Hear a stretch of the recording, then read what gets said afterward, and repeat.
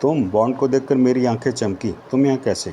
Darling, उस रात जैसे ही मैं तुम्हें दूतावास में छोड़कर अपने घर पहुंचा कि चीफ एम का मैसेज आया कि कोहिनूर हत्याने की साजिश में बांग्लादेश भी शामिल है और प्लेन उड़ाने क्रैश करने की प्लानिंग ढाका और कोलकाता के बीच के समुद्री इलाके में है। बस मैं उसी पल इंग्लैंड से ढाका के लिए रवाना हो गया और देख लो, अब तुम्हारे सामने हूँ। बॉन्ड ने छाती पर एक हाथ रखकर सिर नवाया। कमाल है, मैं हंसी। इस मोटरबोट तक कैसे पहुँचे तुम? हमें इंटरपोल सीक्रेट पुलिस से यह जानकारी मिली थी कि समुंदर की सीमा के अंदर अंदर ही प्लेन क्रैश की प्लानिंग है। बस मैं पिछले 12 घंटों से मछुआरा बनना इसी समुंदर की खाक छान रहा हूँ। वो देखो मेरी कश्ती। बॉन्ड ने बहुत दूर अपनी बाह नचाई। मैंने देखा काफ़ी दूर तक एक कश्ती बिना किसी आदमी के हिचकोले ले रही थी, तैरती हुई। वो कश्ती मछली पकड़ने के काम में लाई जाती थी। फिर मुझे 6 घंटे पहले इन नकली पुलिस वालों की, बॉन्ड ने मनीष बोस की तरफ उंगली की, 4 मोटर बोटें नजर आईं। मैं हैरान हो गया कि क्रैश से पहले ही भला पुलिस कैसे पहुंच गई।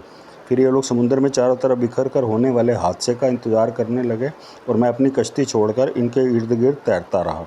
मार्वलस, मैंने बॉन्ड की तहे दिल से तारीफ की।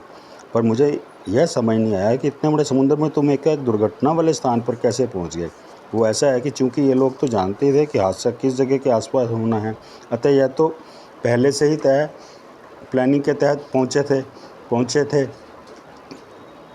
तुम कैसे पहुंचे?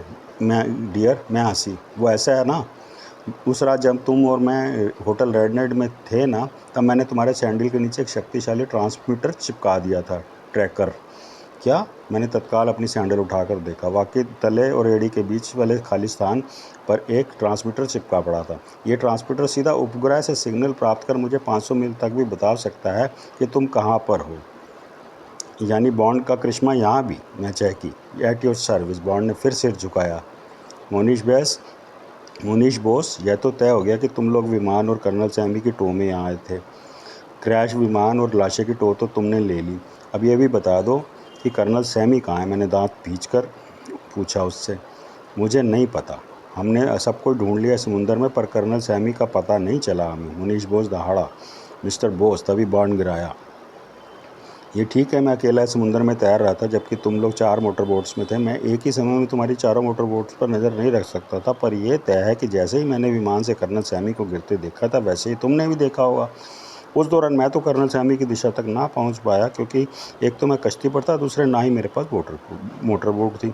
मैं चाहता भी तो तैर कर कर्नल सैमी तक नहीं पहुंच सकता था, पर उस दौरान तुम्हारे पास पूरा मौका था और साथ ही तुम्हारे पास मोटर बोटों की सहूलियत भी थी। तुम जरूर कर्नल सैमी तक पहुंच गए होंगे। बेहतर यही है सच से बता दो, नहीं तो बाकी शब्द अधूरे छोड़। बॉन्ड ने रिवॉल्वर की नाच मोनीश बोस की गर्दन की घंटी पर टिका दी। मनीष बोस ने बेखौफ हंकारा भरा। मिस्टर बॉन्ड, ये ठीक है आप हमारी मोटर बोट के गिर्द इस समुंदर में तैर रहे थे। यह भी मुमकिन है कि आप हमारी मोटर बोट पकड़ कर ही तैर रहे हों, पर सच तो यह भी है कि आप हमसे पहले समुंदर में मौजूद थे। कर्नल सैमी तक पहुंचने की सहूलियत आपके पास हमारे से ज़्यादा थी। फ़र्क इतना है कि आप हमारी मोटर बोटों पर नज़र रखे थे, पर उस समुंदर में आपको तैरता हम आपको उस समुंदर में आपको तैरता विचरता ना देख पाए। तुम कहना क्या चाहते हो? बॉन्ड ने दांत पीसे। यही कि कोहिनूर और कर्नल सैमी तक पहुंचने का समय और सहूलियत आपके पास ज़्यादा थी। आप हम पर नज़र भी रख सकते थे, हमें अपने करिश्मों से उलझाए भी रख सकते थे और कर्नल सैमी को हत्या भी सकते थे। मुनीश बोस के शब्दों पर मेरी भवें भी सोचपूर्ण मुद्रा में बॉन्ड पर उठी। मैं उसे अर्थपूर्ण नज़रों से निहारने घूरने लगी। यानी चोर की खुद पर पेश न चली तो पुलिस को चोर बना दिया। बॉन्ड हंसा। माफ़ कीजिए मिस्टर बॉन्ड, पिछले 3 घंटे से नीला जी आपकी बोट में बेहोश थी। आप तभी क्यों ना आए जब हमने इनको बेहोश डूबता जिस्म अपनी बोट में डाला था? एकाएक अभी क्यों आए? तुम कहना क्या चाहते हो? बॉन्ड ने उसे लताड़ा। यही कि पिछले 3 घंटों में जिस दौरान नीला जी बोट में बेहोश रही, आप कर्नल सैमी को कब्जा कर उन्हें किसी सुरक्षित ठिकाने पर पहुंचाने में व्यस्त रहे होंगे। ये तो आप जानते ही थे कि हमने अब तक समुद्र की खाक छानते रहना है जब तक कि यह कर्नल सैमी हमें कोहिनूर सहित मिल नहीं जाता है। अतः आप इन्हीं 3 घंटों में कर्नल सैमी को सुरक्षित कहीं पहुंचाकर यहीं वापस आ गए और हमारी बोट में आ घुसे। ये कश्ती, ये तैरना सब आपका दिखावा हो सकता है। हम क्या जानते नहीं कि जेम्स बॉन्ड चलते फिरते उठते बैठते करिश्मे ही करता है।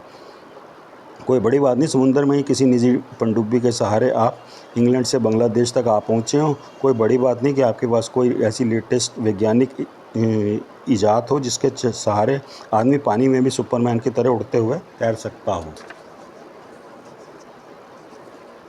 नीला कुछ ज़्यादा नहीं बोल रहा ये लुटेरा? बॉन्ड एक शब्द चोर चबाता गुर्राया।